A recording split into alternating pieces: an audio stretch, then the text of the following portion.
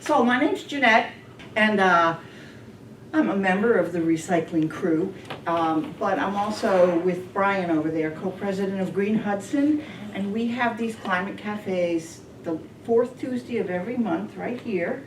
So, and the next one is about electric vehicles, including all the rebates, and including all the what if it's cold, and what if I, yeah. So we got some good experts coming in on that. Clean energy, what's that called? Clean energy group? I don't know. They're good. Green Consumers Alliance? Is that it? Oh, You were close. I didn't get any of the words right. Anyway, please come back next week, next month. So, I hear it all here, okay, lots of frustration. What do I do? Is it worth it? Yep. Should I continue doing it? Why do we recycle, okay? So let's start right here. You're gonna save resources from being mined and harvested. You're going from a virgin product to a recycled product. So that's one reason you recycle. You want to conserve energy because you use less energy making a recycled product than you do a brand new product. Generally, it's about 50%. Wow. Reduce pollution created when you extract, process, and ship the raw materials. You know what mining looks like. You know what gasoline, diesel fuels, all of that. Whenever you have to send something new to a factory to make something new, lots of energy gets consumed, lots of water, lots of resources. You want to also start reducing your dependence on landfills and incinerators, because if you don't recycle, all that stuff goes to the trash. And believe it or not, there are lots of jobs being created out there. There's a circular economy that has been created for the recycling industry. New businesses, new jobs, and I'll touch base on some of that. Okay, so yes, it's important to recycle, okay? So everybody here is from Hudson, so I'm gonna really be brief about this, but let's just talk a little bit about how it started in Hudson and where we are now, okay? We used to have a landfill in Hudson, right up the street off of Old Boston Post Road, is that right? Closed in the 90s because no one wanted a landfill in their backyard. It was a privately owned facility. There were some violations being done. And Hudson said, no, we are not going to expand your license. And that's a kiss of death for a landfill. If you can't get bigger, you can't take in more stuff. So they were forced to close. The landfill closed. And the town was prepared for this. They knew it was going to happen, so they had petitioned the residents of Hudson to get a transfer station. And they built the building that you see now. It was empty for a few years, but they opened it up when the landfill closed. And they hired private companies to run it until they could figure out what they wanted to do. And they decided they didn't want the town to run the transfer station. They wanted a private industry to run the transfer station, which is currently now BP Trucking. This is a very unusual situation. We are one of the few towns that has a privately run transfer station. You step across the border, Bolton, Berlin, Stowe, Sudbury, they all have transfer stations, but they're run by the town. What's the advantage of that? Yeah, exactly. Okay, so BP, the town said, we don't want to hire new employees, we don't want to buy new trucks, we don't want to train people to do the right thing. Why can't we just have a private company run the transfer station? And BP, after they went through 3 or 4 people that didn't work out, BP agreed to run the transfer station, agreed to provide free recycling to the Hudson residents. Based on some volunteers' activism. And they also agreed to provide trash the possibility of you to bring your trash there as a pay per bag fee, and all the other services that a transfer station provides, all right? However, the agreement was, we're not gonna make enough money just taking Hudson's trash. Will you allow us to take construction and demolition debris from other towns? So that's the agreement that BP has with Hudson, all right? We don't take trash, household trash from other towns, but we do take construction and demolition debris from other towns. Okay, that's why you see so many trucks up there. All right, so you're all familiar with the transfer station. I wonder if you've seen this sign when you go in where it says, "Attention all customers." Have you seen it? Have you read it? So in the 90s, the state realized that they're gonna run out of landfill space, we have way too much trash, we have to start banning items from your everyday trash. You must separate these items from your trash. This is a state mandate. Okay, let's just look at that. Glass containers, metal containers, narrow neck plastic bottles, recyclable paper, yard waste, leaves, appliances like dishwashers and stuff, tires, wood metal, asphalt, bricks, concrete, clean wallboard, commercial organic material, that's food from restaurants, okay? Then lead acid batteries, cathode ray tubes.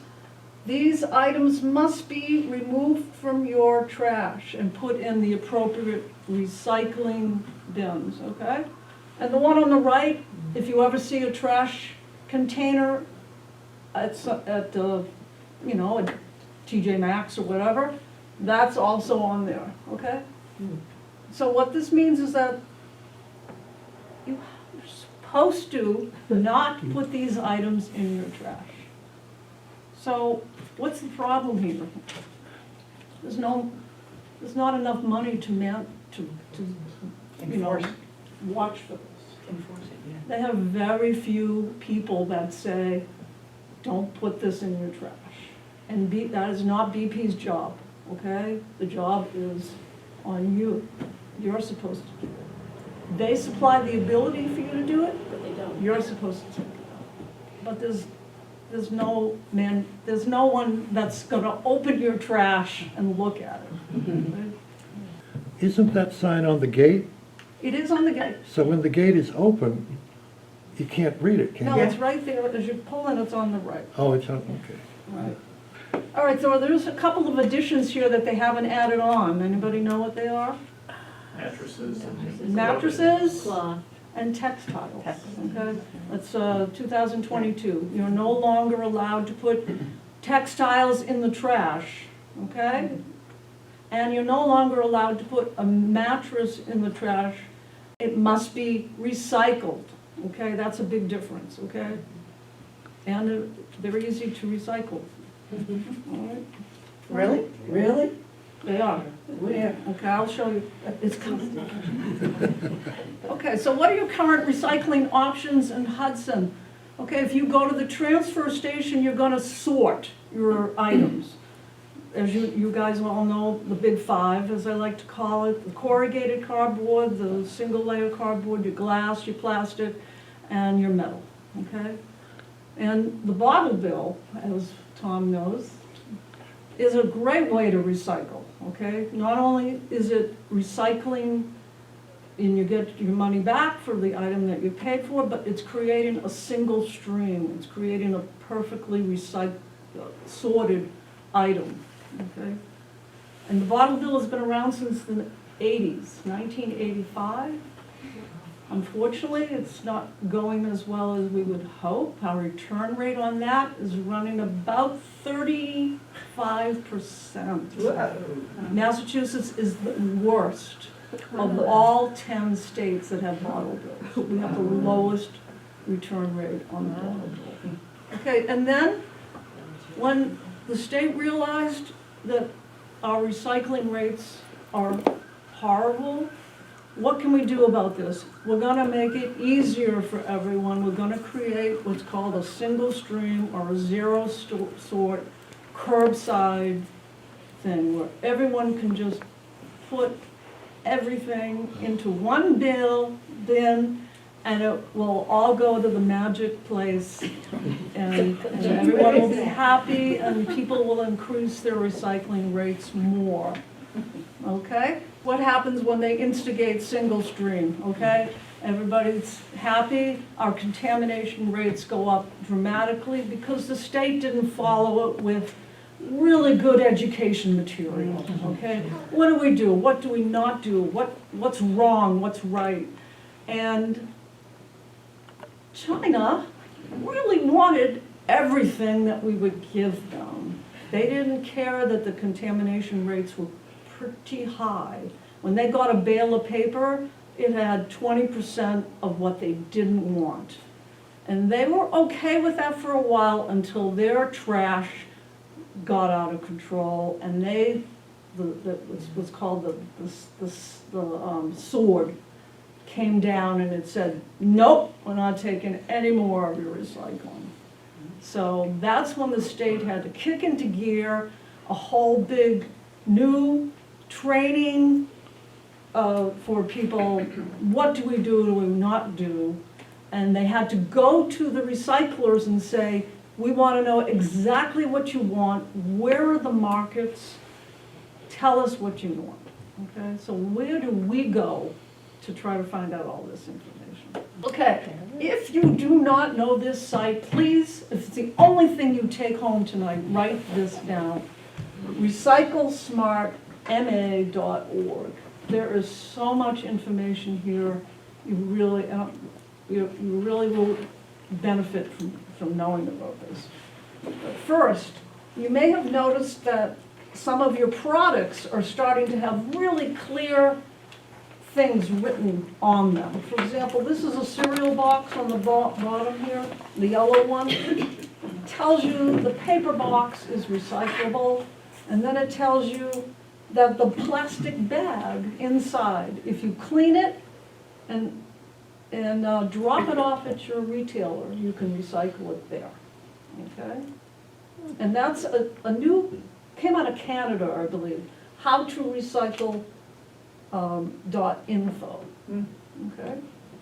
And it also tells you that your cardboard box is 100% recycled paperboard. And here's a mayonnaise jar over here on the right, same thing. Rinse the jar and replace the lid, all right? You're ready to go. And it doesn't change for glass or plastic. It applies to a mayonnaise jar. Okay. Can you explain the why put the lid on? Because people ask me that. Yeah, the lid should be on just because if you don't clean it, then the whole load doesn't get contaminated by the mayonnaise. Oh. So they want you to cover it. And the plastic is actually very good plastic. The lid. So they want the lid. And I also thought, or I've been making this up, that it, not just for mayonnaise jars, but if you put the plastic lid on, it doesn't fall through the cracks. Correct. It's more, They don't lose. Yeah. The plastic lid is actually a recyclable and a commodity. But as you're going to see in a minute, if it's too small, it falls through the recycling process. So, Recyclopedia, you type in anything. Let's say fluorescent bulbs, okay, those little curly Q ones? compact fluorescent. Okay, Yeah. so there is no curbside collection for this item, okay? Your best option is to return it to Lowe's or Staples, okay? They will take it back, all right? But it also tells you why you shouldn't put it in. It provides you with a lot of information. And it is recyclable, so, they do. Do I have to show a receipt when I take it to them? No? And they also take button batteries. Oh, The Recyclopedia is an amazing resource that you could type in why isn't black plastic recyclable? It's there. It'll tell you why, but we'll show you everything. And then all this other great information up here, which I'll talk about beyond the bin later. And you can take a quiz when you go home tonight. See that? So it's really. We should have given the quiz before and after. Yeah. All right, so a lot of you have the question about where does this all go? What happens to all that hard work that you guys do? So there are 9 material recovery facilities in Massachusetts alone. All right, they're called MRFs. And if by the end of this slide, if you don't believe that your recyclables are going somewhere, this is not fake, okay? This is not fake news. Casella's Zero Sort Recycling has made it easy for you to do your part to protect our environment by putting all of your recyclables into one container. But before they can become new products, they still need to be separated. And this is how we do it. The recycling is driven to the nearest material recovery facility, otherwise known as a MRF. When it arrives at the facility, all of the recyclables are dumped onto the tipping floor. A loader pushes the material onto the main upfeed belt as it makes its way to the pre-sort area. During pre-sort, large bulky items and non-acceptable material is manually removed from the conveyor. The material makes its way to a 3-deck cardboard screen. The larger cardboard surfs over the top of the discs, while material smaller than 8 inches falls through the discs and moves onward for further processing. Once the material falls through, the first priority is to extract the glass using a glass breaker disc screen. It's designed to break full or partial glass bottles into pieces 2 inches or less. From there, the glass goes through a glass cleanup system called a zigzag, where lighter fractions are sucked off and into the residue. What's left over is a clean glass product where they end up in a large pile waiting to be recycled. Any material larger than 2 inches, such as plastics, metals, and paper products, move onward for further separation. Next, steel cans are pulled out using a large magnet. The remaining material, which now consists of plastics, aluminum, and paper products, continues onward. Paper products, otherwise known as fiber, are separated using our newspaper disc screens, which are sized and angled to enable paper to surf over the top while containers fall below the screen. At this point, we've separated the paper from the remaining containers. The paper is then sent to a quality control area to ensure it meets the specifications of our end sites, such as paper mills. The remaining containers move downstream toward the computerized optical sorters. Each type of plastic has its own DNA and is optically sorted by a combination of cameras, lights, and air jacks. Now it's time to sort out the aluminum. This is done using reverse magnetic polarity, also known as eddy current. The aluminum is extracted and taken to a final quality control inspection before dropping into a bunker. Now that all the various materials have been separated, it's time to make them into bales. The baler compresses the material into cubes, called bales, and straps them. Each bale weighs between 1,500 and 2,000 pounds. These bales are stored in our warehouse and are now ready to be shipped and made into new products. Most people don't realize that their recycling comes to a facility like this, where materials are sorted into commodities to be prepared for market. While much of the sorting is done mechanically, we still rely on people to ensure that the quality of the sorted product meets the standards of our end sites. Company-wide, our greatest concern is the safety of our employees. We go to great lengths to ensure that our equipment and job functions are designed to be as safe as possible. When unacceptable items such as plastic bags, clothing, ropes, and hoses are tossed into your recycling bins, they get tangled in the sorting equipment. It is a dangerous job for someone to climb into the equipment to cut away and remove tangled items. This happens every day and is very easily avoided. Other safety issues we encounter on a daily basis are scrap metals and batteries, which can pose a serious threat of fire on our trucks and in our recycling facilities. We encourage everyone to learn to recycle better so that our operation can work smoothly, people aren't put at risk, and your recyclables are put to a higher and better use. The only items that belong in your recycling bin are empty and clean cardboard, paper, plastic bottles, jugs and tubs, aluminum and steel cans, and glass bottles. Let's recycle better together. All right, so the state's not gonna spend a lot of money making these facilities if those items aren't worth something to somebody down the line, okay? There are 9 of those facilities just in Massachusetts. And if after watching that guy climb into that thing, if you ever put another plastic bag in the wrong place, right? I mean, come on. Are those MRFs state-run?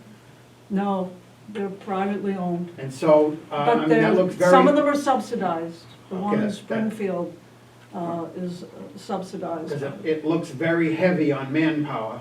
Mhm. But it's a circular, it's part of the circular, it's job creating. Right, but are they selling the product for enough money to pay for what you're looking at? Or is it actually only working as long as the taxpayers subsidize it? No, Casella is, I'm not sure, I don't think they're getting any money from the state. Okay, The one in Springfield, they decided, the state wanted to get that one up and running, and I think they're subsidizing that one, but I don't want to be quoted on that. Okay. But they seem to have a lot of interest in that one. So just real quickly, when they did the presentation up at Quail Run, and we talked about recycling, so all of the trash haulers in this area take the stuff to E.L. Harvey's MRF over in Westboro. It's like on the Westboro-Ashland town line.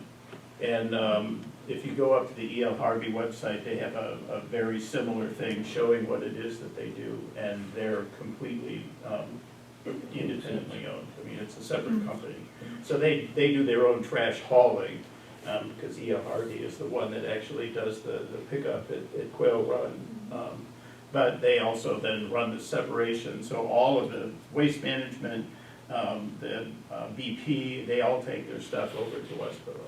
And they're charged to do that, okay? Yes. It's not free. So that's where So the they get money coming in, EP and then they get money going out. Correct. Now, we separate Yeah. metal and plastic and So actually, there are 2 kinds of MRFs. There's a single stream MRF, and then there's what they call the dual, which is what you're seeing here, where they take everything. The single streams is where BP sends theirs in Auburn.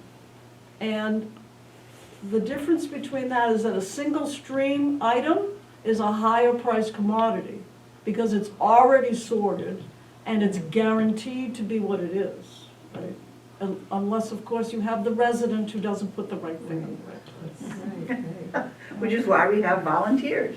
And so you want to always think of recycled items as commodities. And the purer it is, the more money the end person's going to give them for it.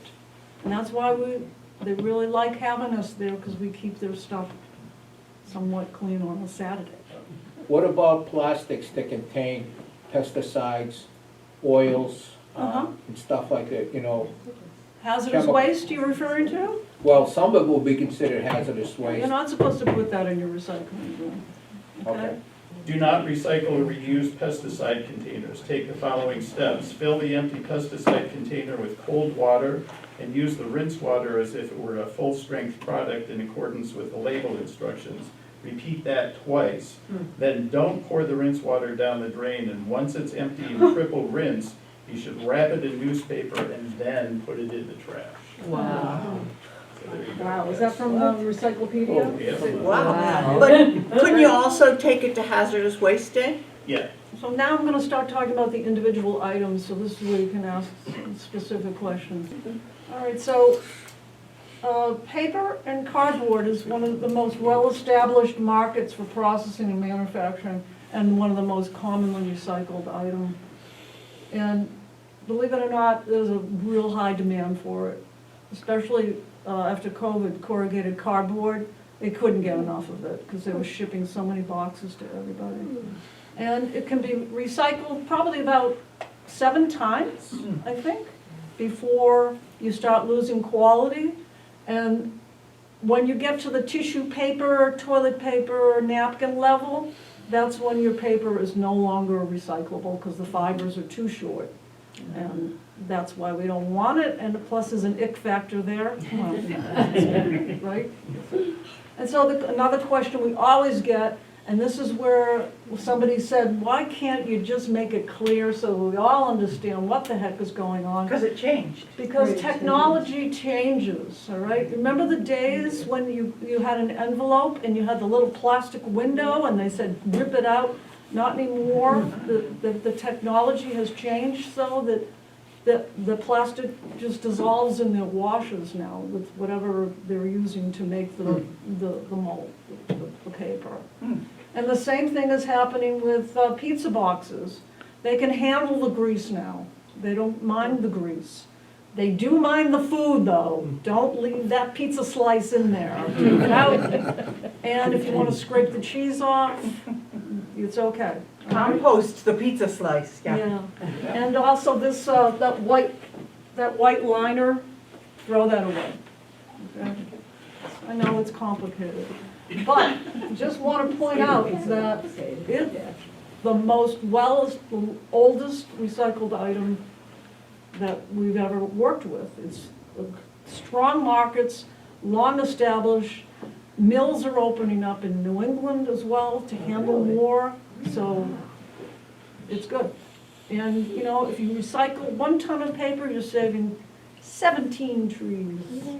There's a stick, there's half of you there. Doesn't BP get money for that cardboard? Oh, yeah. That That's then one of the- reimburses them for, It you know, helps. what they. It helps. Yeah. It probably doesn't help with the other items that they don't get them for. I just need to They're say, not making a ton on recycling. toilet paper rolls, yes, you Yes. can recycle them. Yes, you can. That's how a lot of people think. And you can compost them too. Which is what I do. And if anyone's confused, you don't want to put anything with a wax coating. So this is where the milk jugs come into Exactly. problem. That's a Juice, wax yeah. coating. However, if you lived in Springfield, in Connecticut, you could recycle those because they have access to a paper plant that is now capable of handling wax-coated containers. So cross your fingers that somebody will open up a plant here. But you also want to watch for things that have multiple things on them. Your oatmeal carton with the plastic ring on the top, things like that. You want, it's gotta be paper. No coffee cups, nothing lined with wax. It becomes, and the other problem is those like Stouffer's frozen food things that feel really slick and shiny. Those aren't good either. Are you talking about the container that the food is in or the outside box? The outside box. Okay. Sir, with the Recyclopedia, could you Yes. type in frozen food? Put this item in your trash. Instructions. We often get asked why these boxes cannot be recycled. The answer is the paper is used for frozen and refrigerated food boxes has to protect the contents as well as withstand exposure to moisture which can weaken the package. Therefore, they possess a thin wax-like layer called the polycoat. The polycoat is great for creating a stronger box, but it prevents the paper from being broken down during the recycling or pulping process. Therefore, the boxes should go in the trash. So here's another really, this is the one that makes me stop my car sometimes and pick up aluminum cans on the side of the road. Okay, steel and aluminum and other metals are the most recycled materials. If you recycle 1 aluminum can, it saves enough energy to run a 100 light bulb for 20 hours. One can. And a recycled aluminum requires 95% less energy, okay? The turnaround for a recycled aluminum can is 60 days. That means you put it in your recycling container, it's gonna be a new can within 60 days. They love recycled aluminum, okay? Please don't put it in the trash. Recycle it if you can. And this is true for steel as well. They're very recycled, big markets. As you saw, there's magnets, they want that stuff, okay? Scrap metal, what is scrap metal? Scrap metal is the end-of-life product of your toaster oven that doesn't work anymore, your pots and pans that you never took care of properly. It's still great stuff, it's still good, but it requires more work, because sometimes it's multiple things going on there. There's a cord, Candle. there's other metals that have to be extracted, so that it has to go somewhere else, but metal, highly recyclable, highly desirable.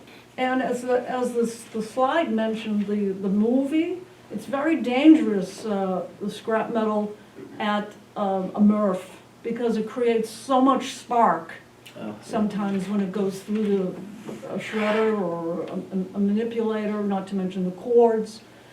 There may be batteries in there, there's all kinds of stuff going on in an appliance that they don't want there. And it's not a steel or aluminum stream perfected. It has a lot of stuff going on in there. All right? But is there scrap metal collection at the transfer Yes, station? it's separated, it's against the building, it's a paid item, however, it's Right, not free. okay. So that would be Okay. your dishwashers, your toaster, it's not electronics, okay? Okay. And please note, empty and rinse it, no food, okay? They don't want any food. And there are big, you'll probably mention these big recycling-a-thons occasionally, where you can get rid of your old phones and your old electronics and your batteries, all sorts of stuff. Okay, glass. I wish I could be more positive about this in Massachusetts, but it's gonna get better, okay? We lost not only our glass recycling facility in Massachusetts, we lost our glass bottle maker as well in 2018. So right now, glass in Massachusetts, there are some caveats to that, is mostly going crushed up and being used as fill. So it's not going in the landfills, but it is being repurposed as refilling, okay? Where the exceptions are is the bottle bill, okay? If you recycle your glass at a bottle facility, they want that glass, because they know that glass is the glass they want. The glass at the transfer station is also a high commodity because it's sorted already. They know it's coming from a sort. Where you run into problems is the curbside, because it's getting broken, it's dirtier, they don't know where it's coming from, and that's why that video that you saw, they make it smaller and smaller and smaller, because it's going to be used as fill. And it's, if you ever go to Wegmans and use their bottle thing, it's fascinating. They divide the glass bottles by color there, white and brown and green, and they're getting top dollar for that glass bottle. And those are going right to a facility that's going to make more glass bottles, because glass can be recycled indefinitely. It never loses its integrity. Jackie, this is probably stupid, but I try not to break the bottles when I put them in the glass recycling. Does it matter? It doesn't matter, does it? Okay. And it also doesn't, you can leave the covers on, because they're gonna sort that out, when it breaks. They can pull the metal out, no problem, and they don't care about the labels either. Remember the old days when you had to wash it? Times change. Jackie, does the same apply for the thing that comes around the wine bottle, the part that you peel off? It's okay. You can leave that on? Yep. Okay, Take the cork out. yes. You can compost it if You it's can. real and cork. People yeah. love them for arts and crafts, and, corks are great. And so, you want to remember the other problem with glass is that its desirability by consumers has gone down dramatically. So a lot of people don't like to drink out of glass bottles anymore. The soda, remember we used to drink soda all the time? Now it's cans and plastic bottles. Wine consumption is still high. And they need to make wine bottles. Okay, everyone, are you ready? We're gonna do a whole one on this, right? So, I had to go back and watch the Frontline documentary. We're not gonna watch it right now. It's easily available on YouTube. I still find it to be one of the best ones that you can watch. It's 2019. I'm trying not to be so personal here, but I feel the petroleum industry is right up there with the tobacco industry and the sugar people, okay? They really are out for the profits, okay? And why, how did they get us to love plastic so much, okay? One of the things this documentary points out is that they didn't start out being so well loved in the 60s. People said, we don't like all your trash, we hate you plastic people. So they did a big PR campaign, and they are the reason that these resin symbols have this running recycling triangle around it, okay? The recycling industry did not create that, the plastic industry created that, to give you the impression that all their plastic is recyclable.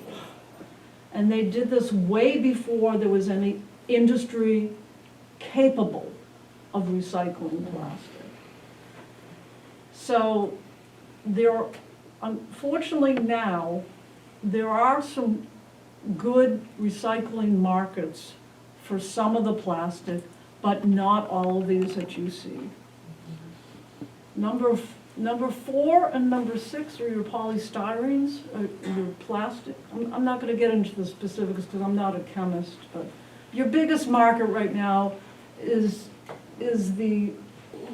this, okay? It's your narrow neck jugs, your tubs, your yogurt containers, things like that. That's where the market is.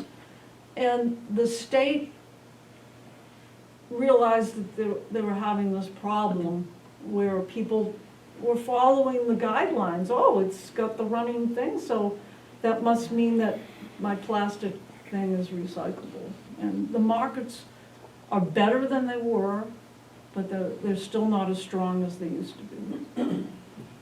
And unfortunately, virgin plastic, if you can believe it, even though it's a petroleum-based product, it's still relatively cheap to produce. The virgin product is always going to be a higher quality product for them and dependable. And 50% of all the plastic production right now is single use. Okay, I'm really sorry to have to tell you that. But there is a market for plastic out there. Your plastic bottle is not going to be a great new plastic bottle. It'll have a little bit of plastic that they can't, it's not going to be, that's why it's single use. However, there's a big market for plastic bottles right now to make polyester fleece, carpeting, consumer products, and when I say that I mean just about anything that you see made out of decking, furniture, plastic frames, pens, phones. That's where your plastic is being recycled into. Automotive parts, construction materials, moldings, and furniture. So plastic, there is a big market for it, but your plastic bottle is not going to be a plastic bottle, like with aluminum cans and paper and stuff like that. So can I ask a question? If we, I mean, not that you'd ever be, we can't keep people from throwing straws and plastic bags into the plastic bins at the recycling station, but if you could get people to just put in, you know, basically 1, 2, and 5, the stuff that there's a market for, you know, I mean. That's what they're doing at a MRF. Right. To the degree that they can. And then all of the other stuff is basically just going off the end of the line and getting bailed and. It's going into the trash. Yeah. And they want this they want that particular size so that it fits into the MRFs, right? The jugs, the narrow neck bottles, because that's what the market is, that's what they can recycle, and that's what, but the rest of the stuff, which, you know, I brought a bag of bad stuff, like problem children, we call them. And we can go through that, but anything that's too small, like a pill bottle, a straw, a coat hanger, anything that doesn't conform in those sizing is gonna get picked out by that person, or it's gonna fall through their screens, and it's gonna end up in trash. The stuff that I just went through is curbside recycling, you know, it's the big five, as I like to call it. What about the stuff that the state calls beyond the bin? We're lucky in Hudson, we can recycle styrofoam. If Tom typed in styrofoam right now, it would say, throw it in the trash, okay? But it is recyclable. Because Some of it is. Because you we got, convinced the town we to pay convinced for the it. town that we Yeah. could make it work for them. The volunteers bag it. We bag it up and we send 5 of these containers a year to a recycler. That's just Hudson, okay? Right, and the reason it's hard to recycle is because it has to be sorted and bagged and transported. And whenever you transport something that's as light as a feather, it costs money. And there's only one guy that does it. What was the selling point to Hudson to go along with that? The Hudson resident complained. And That's you. and I jumped on it. But in terms of, again, we get to. We do get credit for, I'm sorry, we do get credit from the state because we recycle a hard-to-recycle item. It's called a recycling dividend point. The other, Does that get us a Happy Meal, or what does that do? it gets us money. Okay, And the other recycling dividend point is the swap shed. Because we have a swap shed in town. Every town has the ability to get a little money back from the state if they do a little extra work. One of the things is recycling styrofoam because they know it's not an easily recycled item. So they provide financial assistance back to the town.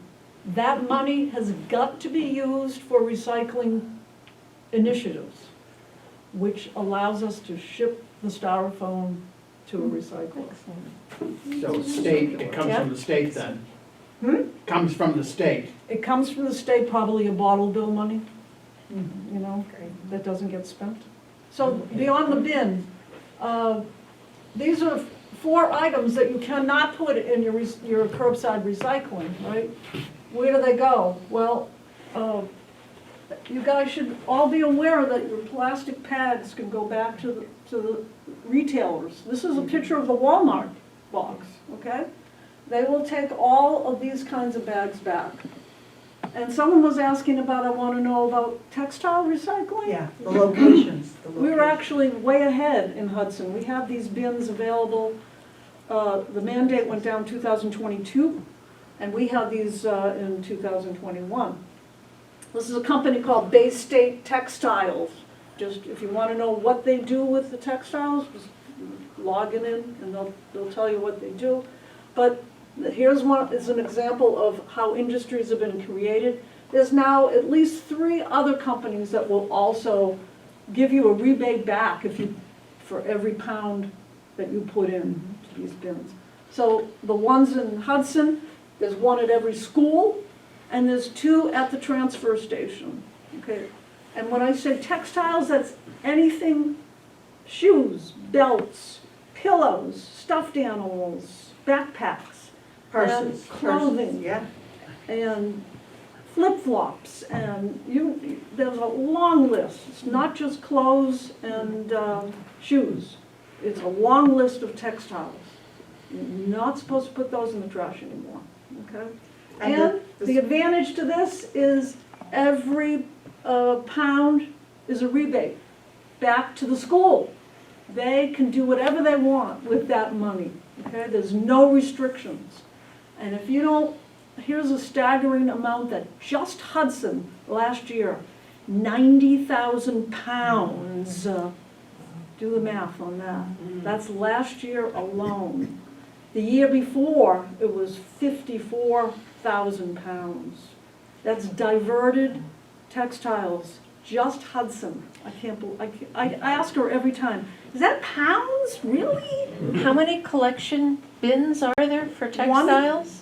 One Just at every school. So Oh, the five. schools, Every okay. So 5 and Okay. 2 at the Inside or transfer outside? station. Right. Outside. And Salvation Army, same thing. If you want to do Salvation Army, Yeah. it says clothing, shoes, but you can put anything in them. Mattresses, okay? 75 to 85% of a mattress is recyclable. You've got all kinds of material, you've got steel, you've got foam, you've got wood, you've got cotton.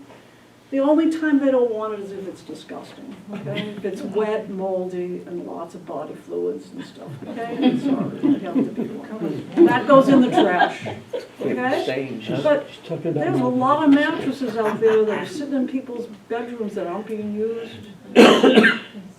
And they sterilize them, I mean, and there is at least 3 new companies that have started in Massachusetts to just do this.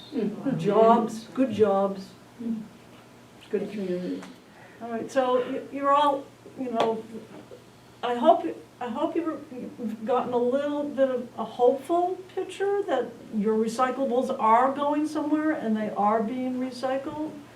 And there's a lot of options out there for you if you have something specific, and now you can go to your Recyclopedia and find out exactly where you need to go, because that resource is really quite good. I brought a bag of problem children. We can just go through it real quick, or we can just not go through it. No, let's do it. Good. Not film? Not film.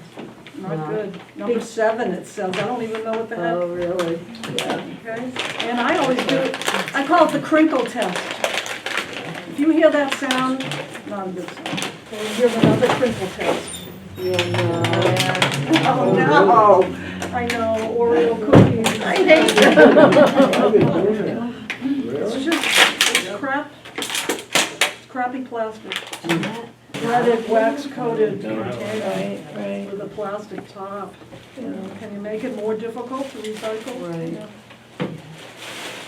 Okay, now here's a personal, go to plastic. this is recyclable, okay? Yeah. But why do we have to buy this when we have, remember these Right. guys? Yeah. Look at Papers. this thing. Papers. Why did they make this? And what percent actually gets recycled, Jack? What percent of this? Of everything, it's not 100%. I mean, it's like, How about the truck, the waste truck that goes around that's not recycled? Do we really want to know?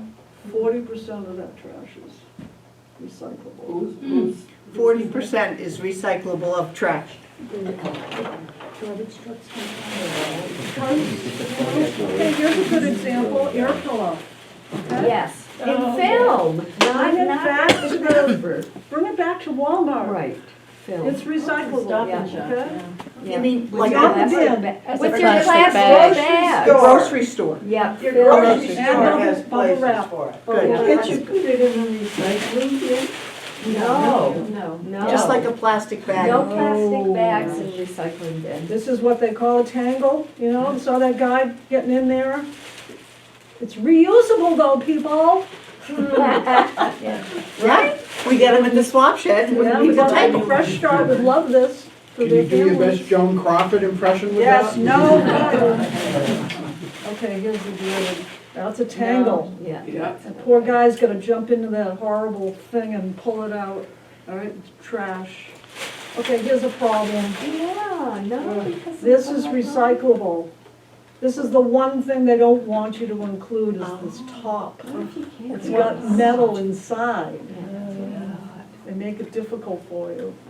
Rinse is that it how any many trigger times bottle? and then cook, so, Is that It's any a- trigger bottle? You Yeah. take it off? yeah, take it off, rinse it out and take it off. 'cause That's it's good got to know. Metal I didn't know inside. Or reuse it, it's a perfectly good spray bottle. Is the rest of that bottle recyclable, even though Yeah. it's got a plastic wrap? Yeah, the over bottle top? is Yeah, but it's gotta be recyclable. rinsed, you can rinse it.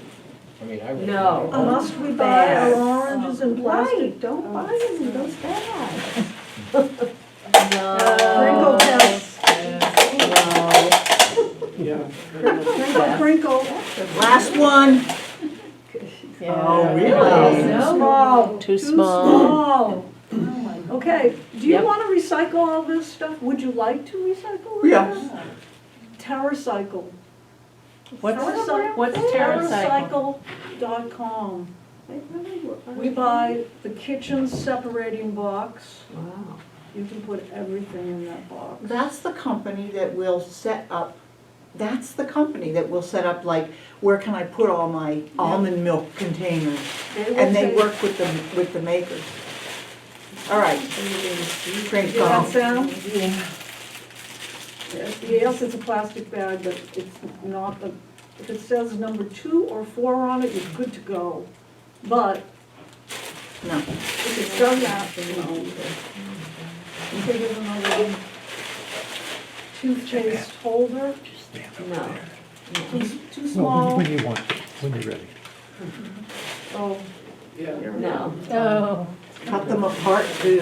Right. What else we got in here? Oh, okay, so does everybody understand why no black plastic?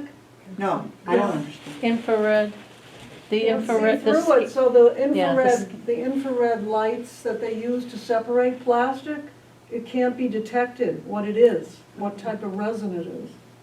So it goes right through, it gets sorted out as trash. And the And recycling, why? I was just gonna say, the TerraCycle recyclopedia would- says really any other dark colors, like dark green, dark blue. My rule of thumb is if I can't see light through it, I don't put it in the recycling. TerraCycle will take it though. TerraCycle. Yep. So You don't to ship your we gotta recycling thank Jackie, so please let's thank Jackie. I am a recycling volunteer, but I also learned a lot tonight. Yeah. So thank you.